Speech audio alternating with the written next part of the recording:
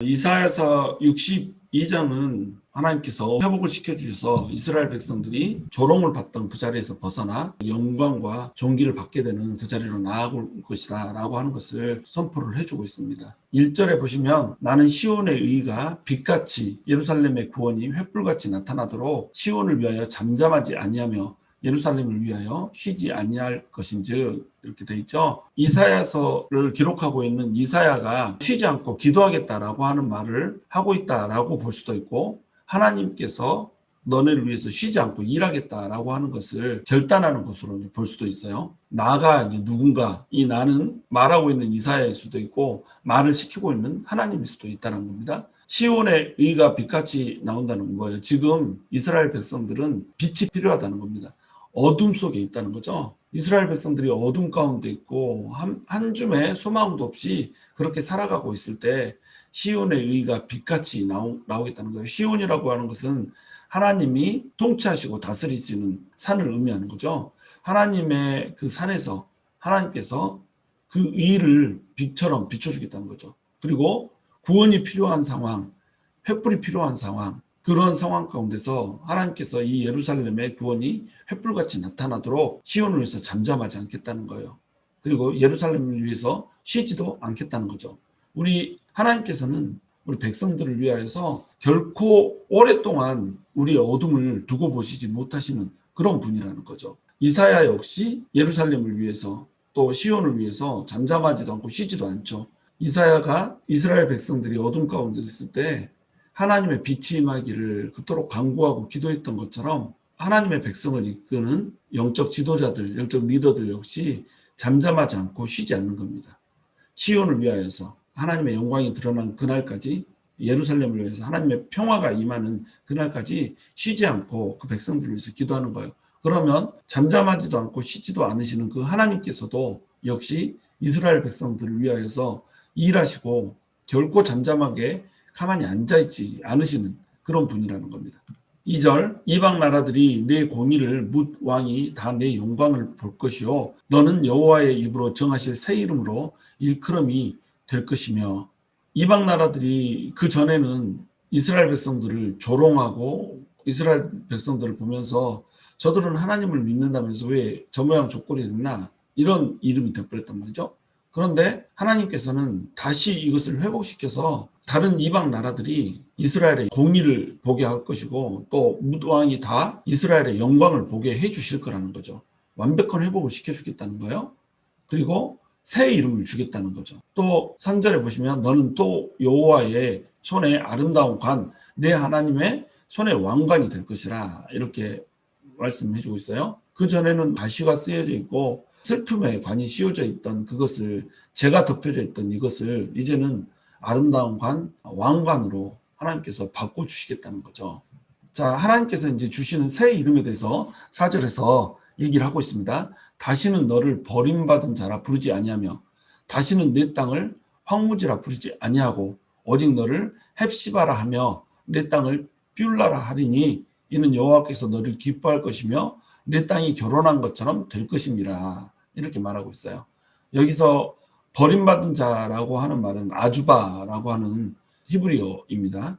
그리고 황무지라고 되어 있는 이 땅은 쉐마마라고 히브리어로 그래요. 그래서 아주바에서 헵시바로 이름을 바꿔주겠다는 거예요. 그리고 쉐마마에서 뷸라로 이름을 바꿔주겠다는 겁니다. 백성들의 이름은 아주바에서 헵시바가 되는 거예요. 그리고 땅의 이름은 쉐마마에서 뷸라가 되는 겁니다. 그러니까 이스라엘 백성들은 심판을 받았을 때는 어떤 존재로 살고 있어요? 쉐마마에 살고 있는 아주바라고 하는 이름으로 살고 있는 겁니다. 그런데 하나님께서 뷸라라고 하는 땅에 헵시바라고 하는 이름을 가진 여인으로 바꿔주겠다는 거예요. 아주바는 버림받은 자죠. 헵시바는 기쁨 받은 자라는 뜻입니다. 아주바에서 헵시바로 이름을 바꿔주겠다는 거예요. 지금까지는 버림받은 자로 살았는데 기쁨 받는 자로 바꿔주겠다는 겁니다. 땅의 이름도 변경해 주겠다는 거예요. 쉐마마라고 하는 땅에서 뷸라라고 하는 땅으로 바꿔주겠다는 거죠. 황무지에서 결혼한 여인으로 바꿔주겠다는 거예요. 여러분, 우리가 예수 그리스도를 만나기 전에 우리의 정체성은 뭐였어요? 쉐마마에 사는 아주바였어요. 황무지, 아무도 돌보지 않는 땅에서 자기 스스로 황무지를 개척하고 관척하고 살려고 하나 황무지를 도무지 개척할 힘이 없는 그런 존재가 바로 우리였죠. 황무지에서 살고 있는 버림받은 자이기 때문에 아무도 돌보지 않는 땅에 아무도 돌봐주지 않는 버림받은 자로 우리는 살고 있었단 말이죠. 그런데 하나님께서 예수님을 보내주시면서 우리의 신랑을 삼아주셨잖아요. 예수님과 결혼한 여인이 돼버리는 거죠. 그래서 뷸러라고 하는 땅에 우리가 살게 되는 거예요. 자, 결혼한 여인, 지금이야 자기 스스로 일해서 먹고 사는 커리어 우먼들이 많지만 당시에는 결혼을 해야 땅을 유업으로 같이 누리는 겁니다. 남편과 함께 땅을 유업으로 누릴 수가 있는 거예요. 그러니까 아무도 돌보지 않는 사람이 이제는 돌보는 사람이 생긴 거예요. 보호하는 사람이 생긴 거죠. 함께 땅을 기경하고 나를 풍요롭고 번영으로 이끌어줄 남편이 생긴 거예요. 그러니까 그 결혼한 여인이라고 하는 땅에서 이제는 아주바가 아닌 헵시바로 살게 해주겠다는 거죠. 기쁨 받는 자로 살게 해주겠다는 거예요. 이는 여호와께서 너를 기뻐할 것이며 내 땅이 결혼한 것처럼 될 것임이라 이렇게 얘기하고 있죠. 땅이 아무도 돌보지 않아서 결혼하지 않은 것처럼 그렇게 황무지로 놔두는 것이 아니라 결혼한 것처럼 돌봐지고 기름진 땅으로 바꿔주겠다는 거예요. 그러면 그 기름진 땅에서 기쁨이 생기겠잖아요. 결혼한 자이기 때문에 하나님이 신랑 되어주시잖아요. 남편은 아내를 어때요? 기뻐하죠. 많은 여자들이 있지만 자기 아내는 남편이 기뻐하는 겁니다. 왜 기뻐해요? 내 사랑이니까, 내가 사랑하는 자니까 기뻐한다는 거예요. 여러분, 어린 왕자에 보면 지구라고 하는 별에 온 어린 왕자가 아름다운 장미들을 보면서 그 장미들 앞에서 하는 얘기가 있어요. 너희는 아름답고 탐스럽고 썩 괜찮은 장미들이지만 나한테는 나의 장미가 있다는 거죠. 내 별에 있는 그 한 송이의 장미, 그 장미를 나는 사랑한다는 거예요. 왜 그러냐면 내가 물도 주고 내가 가꾸고 내가 벌레도 잡아주고 내가 거름도 주고 잡초도 뽑아주고 나의 장미이기 때문에 그렇다는 거예요. 세상 지천에 장미들이 깔려 있어도 내 장미만 이쁜 겁니다. 그것이 참된 남편인 거예요. 하나님께서는 우리의 참된 남편이 되어주셔서 우리를 기쁨으로 여겨주실 거라는 거죠. 우리는 기쁨을 줄 만한 그 어떠한 것도 갖추지 못한 존재들이에요. 그야말로 우리 정체성이 황무지에 사는 아주바라는 거죠. 버림받은 자라는 거죠. 그런데 하나님께서 우리를 결혼한 여인으로 삼아주시고 기쁨 받는 자로 불러주신단 말이에요. 너는 내 기쁨이다. 내가 너를 사랑한다. 너를 볼 때마다 나는 내 웃음을 주체할 수가 없다. 왜냐하면 너는 내 신부이고 나의 사랑, 나의 어여쁜 자이기 때문에 나는 너를 끝까지 손을 잡고 함께 갈 것이고 너를 세워줄 것이다 라고 하는 이름을 우리에게 주는 거예요. 그래서 새 이름을 주겠다는 겁니다. 쉐마마라는 땅에 아주바라고 하는 이름으로 살던 우리를 뷸라라고 하는 땅에 헵시바라고 사는 이름으로 바꿔주겠다는 거예요. 여러분, 우리가 예수님을 믿고 나서도 우리 정체성이 뷸라에 사는 헵시바임에도 불구하고 우리가 예수님을 떠나서 우리 힘으로 살겠다라고 난리를 치고 돌아다니는 이런 상황 가운데서는 우리가 여전히 쉐마마에 사는 아주바로 전락해서 살아가고 있을 때가 많은 거예요. 왜냐하면 남편을 떠나버렸거든요. 남편과 결혼했는데 남편과 등지고 다른 땅에 가서 산단 말이죠. 근데 그 땅은 남편이 없는 땅이기 때문에 황무지 땅이 되는 거예요. 그 땅에서 내가 어떻게 읽어보겠다고 연장도 없이 도구도 없이 손가락으로 땅 긁다가 그냥 버림받은 자로 아주바로 살아가고 있는 겁니다. 그런데 우리가 예수님께로 돌이키잖아요. 우리를 향해서 얼굴을 결코 거두고 계시지 아니하시는 그 예수님을 향해서 우리가 돌이키잖아요. 그러면 예수님께서는 언제 그랬느냐는 뜻이 우리를 결혼한 여인으로 다시 받아주시고 우리가 결혼한 여인으로 돌아왔기 때문에 우리가 아무것도 한 것이 없어도 예수님께로 돌아왔다는 그 사실 하나 때문에 우리를 기쁨 받는 자로 칭해 주신다는 거예요. 우리를 기뻐해 주실 거라는 겁니다. 5절 마치 청년이 처녀와 결혼함 같이 네 아들들이 너를 취하겠고 신랑이 신부를 기뻐함 같이 네 하나님이 너를 기뻐하시리라. 신랑이 신부를 기뻐함 같이 하나님이 우리를 기뻐하신다고 하는 거예요. 신랑이 신부를 기뻐하는 이유는 신부를 사랑하기 때문에 기뻐하잖아요. 하나님께서는 우리를 그렇게 여겨주시겠다는 겁니다. 6절 예루살렘이여 내가 너의 성벽 위에 파수꾼을 세우고 그들로 하여금 주야로 계속 잠잠하지 않게 하였느니라. 너희 여호와로 기억하시게 하는 자들아 너희는 쉬지 말며 또 여호와께서 예루살렘을 세워 세상에서 찬송을 받게 하시기까지 그로 쉬지 못하시게 하라. 하나님께서는 이스라엘 백성들이 황무지라고 하는 땅에서 버림받은 여자처럼 살아가는 것을 너무너무 슬퍼하셨어요. 하나님께서는 언제나 이스라엘을 아내로 삼고 기쁨으로 여기고 이렇게 살기를 원하셨어요. 그런데 이스라엘이 하나님을 떠나버렸거든요. 이스라엘이 하나님을 떠나버리니까 하나님 입장에서는 가슴 아프지만 그 이스라엘이 버림받은 자로 살아가는 것을 볼 수밖에 없었다는 거죠. 그래서 하나님께서는 이들을 돌이키기 위해서 계속 선지자들을 보내주셨잖아요. 이 선지자들이 누구예요? 파수꾼이란 말이에요. 성벽 위에 파수꾼이란 말이죠. 이 파수꾼들은 잠을 자면 돼요? 안 되죠. 파수꾼들이 자기 순번이 지나가기 전까지는 계속 눈을 뜨고 적들이 오는지 전쟁이 일어나는지 어떤 상황이 벌어지는지 지켜봐야 되는 겁니다. 그래서 주야로 계속 잠잠하지 않게 하였단 말이에요. 파수꾼들이 깨어서 기도할 수 있게 이렇게 만들었단 말이죠. 그리고 너희 여호와로 기억하시게 하는 자들아 너희는 쉬지 말며 이렇게 나와 있잖아요. 이 사람들은 쉬지 않고 기도를 했어야 됐다는 겁니다. 파수꾼들의 역할은 쉬지 않고 기도하는 거예요. 그럼 파수꾼은 1차적으로 이스라엘 백성들을 위해서 세워진 선지자들을 의미하는 거예요. 이것을 우리 시대로 적용하면 예수님을 믿고 하나님의 백성이 된 자들을 위해서 쉬지 않고 기도해야 될 목회자들을 얘기를 하는 겁니다. 양들을 치는 목회자들은 쉬지 않고 하나님의 백성들을 위해서 기도를 해야 되는 거예요. 그런데 이 파수꾼은 또한 2차적으로 누구를 의미하냐면 하나님의 부인이 되지 못하고 예수님의 정결한 신부가 되지 못하고 아직도 버림받은 자로 살아가고 있는 세상에 믿지 않는 모든 사람들을 위해서 그 사람들을 하나님께로 되돌려 줄 예수를 믿는 모든 사람들, 이 사람들을 파수꾼으로 하고 2차적으로 볼 수가 있는 거예요. 주님께서는 우리를 파수꾼으로 세웠다는 겁니다. 성벽 위에서 깨어서 기도해야 될 파수꾼으로 보내셨단 말이에요. 말씀 맡은 자들은 말씀이 없는 자들을 위해서 주야로 계속 잠잠하지 않고 기도를 해야 되는 겁니다. 그래서 그들이 돌이키게 해야 되는 거예요. 하나님을 쉬지 못하시게 계속 우리는 하나님께 부르짖어서 기도를 해야 되는 그런 존재들이라는 거예요. 그래서 하나님을 떠난 영혼들이 하나님께로 돌아오고 하나님을 떠난 세상이 하나님께로 돌아오게 하는 그런 존재로 우리가 서야 된다는 겁니다. 우리가 영적인 리더들인 목회자의 기도를 받아서 세상 가운데서 잘 살고 번영하고 영광을 받고 존귀를 받고 새로운 이름을 받고 이런 존재로 살아가는 존재로 그치는 것이 아니라 우리 자체가 파수꾼이 되어서 이 세상이 하나님의 정결한 신부가 되고 영광이 되고 그 머리에 재가 씌워지는 것이 아니라 관이 씌워지게 만들어주는 그런 역할들을 감당을 해야 된다는 거예요.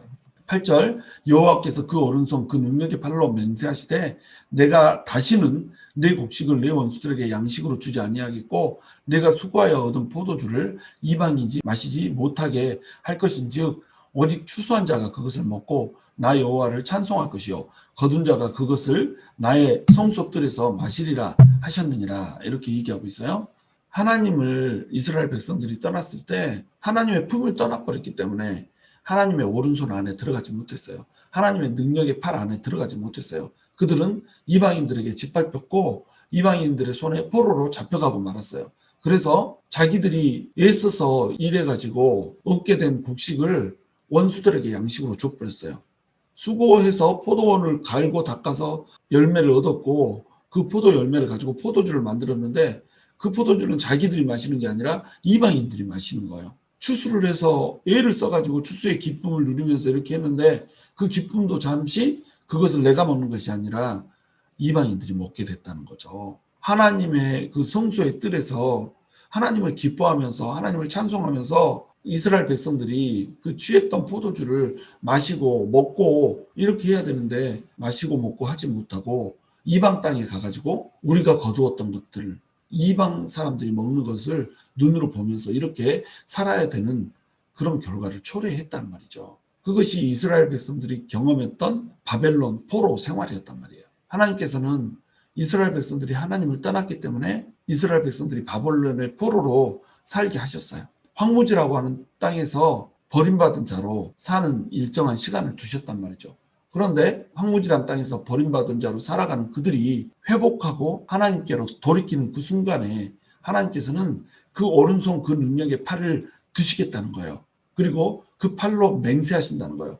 하나님의 오른손, 하나님의 능력의 팔로 맹세하신다는 말은 뭐예요? 하나님의 절대 변하지 않고 힘이 빠지지 않는 그 능력의 팔을 들고 맹세한다는 거예요. 이 맹세는 절대 능력의 팔, 하나님의 오른팔을 들고 맹세했기 때문에 이 맹세가 없어지지 않는다는 거예요. 그 하나님께서 주시는 맹세가 뭐예요? 다시는 곡식을 원수들에게 양식으로 주지 않겠다는 거예요. 다시는 네가 수고해서 얻은 포도주를 이방인이 마시지 못하게 하겠다는 거예요. 여러분, 우리가 하나님을 떠나서 살기에 이 세상 가운데서 빼앗기게 되는 것이 얼마나 많아요. 하나님을 떠나서 돈을 쫓다가, 세상을 쫓다가, 향락을 쫓다가, 우리의 정욕을 쫓다가, 탐심을 쫓다가 하나님 앞에서 손을 들게 되는 경우가 얼마나 많냔 말이에요. 우리가 밤이 왔도록 수고했는데 수고한 그 열매가 우리 것이 되지 못해요. 우리가 일을 했는데 먹는 것은 믿지 않는 사람들이 먹는단 말이죠. 우리가 수고해서 포도주를 생산을 했는데 이 포도주는 내가 마시고 나를 기쁘게 해야 되는데 다른 사람이 마시고 다른 사람은 기쁘게 하더라는 겁니다. 왜? 하나님을 떠나버렸거든요. 그래서 하나님이 그 오른팔로 우리를 잡아주지 않았거든요. 그러니까 우리는 하나님께로 돌이켜야 되는 거예요. 세상을 향해서 달려가는 발걸음을 돌려서 하나님께로 달려나가야 되는 거예요. 그러면 하나님께서 우리가 수고한 곡식을 우리에게 주시겠다는 거예요. 우리가 수고해서 얻은 포도주를 우리가 마시게 해주겠다는 거죠. 그리고 하나님께서는 우리가 추수한 것을 하나님을 찬송하면서 하나님의 뜻에서 마시게 해주겠단 말이에요. 하나님을 찬송할 수 없는 상황이 생길 수가 있거든요. 하나님을 찬송할 수 있을 때 실컷 찬송하는 겁니다. 여러분, 얼마나 많은 사람들이 하나님을 찬송하고 싶지만 하나님 앞에 나오지 못하고 하나님 앞에 예배 드리고 싶지만 예배하는 그 자리에 나오지 못한 채 살아가고 있는 그런 사람들이 얼마나 많아요, 이 세상 가운데. 근데 우리는 마음껏 하나님을 찬송할 수 있고 마음껏 하나님의 말씀을 접할 수 있고 마음껏 하나님의 성소뜰에서 하나님과 함께 교제하며 하나님과 함께 마실 수 있음에도 불구하고 그렇게 하지 않으면서 살아가는 때가 얼마나 많아요. 우리가 얼마나 편하게 신앙생활을 하고 있습니까? 그런데 이 신앙생활을 하면서 우리는 사소한 것에 목숨 걸고 사소한 것에 마음 상하고 이러면서 뱃놀이하고 앉아있단 말이죠. 여러분, 우리가 뱃놀이하고 있으면 안 돼요. 우리는 니나노 부르자고 예수님으로부터 부르심을 받은 자가 아닙니다. 우리가 파수꾼이 되어서 경성하고 깨어서 하나님 앞에 기도하고 이 세상을 하나님께로 되돌리는 자로 이 세상을 하나님의 영광의 관이 되게 하나님의 손에 붙들린 왕관이 되게 만들어주는 그 일을 우리가 감당해야 되는 거거든요. 그런데 우리가 세상 쫓다가 우리의 파수꾼으로서의 소명을 잊어버리고 우리가 원하는 거, 우리가 추구하는 거 이거 따라서 살다가 하나님의 영광을 다 잃어버린 이런 존재로 살아가고 있더라는 거예요. 여러분, 우리는 어떠한 자로 살고 있습니까? 우리는 뷰라의 헵시바로 부르심을 받은 자예요. 우리는 예수님과 결혼했고 그 예수님의 기쁨을 받는 자란 말이죠. 예수님께서는 우리를 기쁨이요 영광으로 여기세요. 예수님은 우리를 보시기만 하면 기뻐하세요. 그런데 우리가 결혼한 여인임에도 불구하고 예수님의 품을 떠나서 세상을 향해서 세상과 간음하며 살아가면 예수님의 기쁨이 한숨으로 바뀌는 겁니다. 예수님의 근심으로 바뀌게 되는 거예요. 우리는 성령을 근심하게 하는 자가 되면 안 되거든요. 우리가 성령을 근심하게 하는 자, 결혼했는데 음행한 여인으로 되는 순간에 우리는 쉐마마의 아주바로 돌아가는 겁니다. 여러분, 우리는 쉐마마의 아주바로 살고 있습니까? 뷰라의 헵시바로 살고 있습니까? 뷰라라고 하는 동네에 사는 헵시바가 되어야 될 거예요.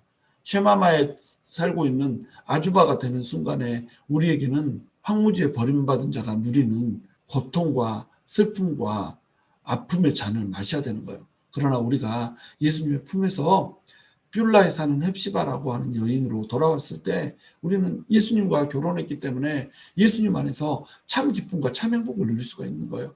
기쁨 받는 자로 살 수가 있는 겁니다. 예수님의 기쁨이 되잖아요. 그러면 우리 삶에는 기쁨이 넘칠 수밖에 없는 거예요. 왜? 신랑은 신부에게 모든 것을 나눠주거든요. 근데 우리 신랑은 어떤 분이세요? 이 세상의 모든 것을 가지신 분, 재력가세요. 우리 신랑은 권력가세요. 우리 신랑은 말 그대로 사랑 그 자체고 기쁨 그 자체세요. 우리 신랑 안에는 그 어떠한 두려움과 염려도 없어요. 우리 신랑 안에는 정말로 이 세상이 갖지 못하는 모든 기쁨과 모든 평안과 모든 위로와 모든 격려와 모든 풍요를 가지고 계신 분이란 말이죠. 그분께 우리가 결혼한 여인이라는 거예요. 그러므로 우리가 우리 신랑 대신 예수님의 품을 떠나지 맙시다. 결혼한 여인으로 삽시다. 그러면 그분께서는 우리에게 기쁨을 주실 거예요. 이것을 믿고 사는 것이 크리스찬인 겁니다.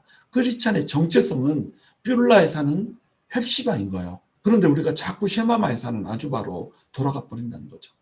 우리 쉐마마에 사는 아주바가 되면 안 됩니다.